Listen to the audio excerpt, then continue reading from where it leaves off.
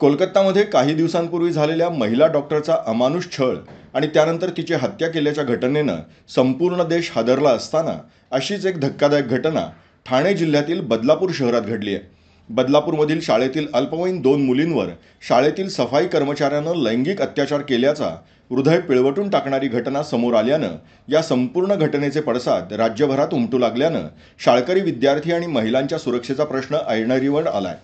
पुढील काळात शाळकरी विद्यार्थिनींची शाळा आणि महाविद्यालयात सुरक्षा राहावी यासाठी उत्तर रायगडचे शिंदेगड युवा सेनेचे संपर्क प्रमुख सिद्धांत शेलार यांच्या नेतृत्वाखाली युवा सेनेनं 22 ऑगस्ट रोजी खालापूर पंचायत समितीचे गटशिक्षण अधिकारी, खालापूर उपविभागीय अधिकारी, खोपोली पोलीस निरीक्षक, खोपोली मुख्याधिकारी यांना निवेदन देत खोपोली शहरासह खालापूर तालुक्यातील सर्वच शाळा आणि महाविद्यालयात सीसीटीव्ही कॅमेरे लावावेत, तसंच सीसीटीव्ही कॅमेरे बसवलेले असल्यास ते चालू स्थितीत आहेत का हे तपासून घेत सर्व शिक्षक आणि शिक्षकेतर कर्मचारी यांचे पोलीस व्हेरिफिकेशन करून घ्यावं अशी मागणी केली आहे. यावेळी युवा सेनेचे संपर्क प्रमुख सिद्धांत शेलार, मोहसिन शेख, मेझान शेख, दर्शन जैन, सनी विश्वकर्मा, प्रसाद गोरे आदी प्रमुख उपस्थित होते.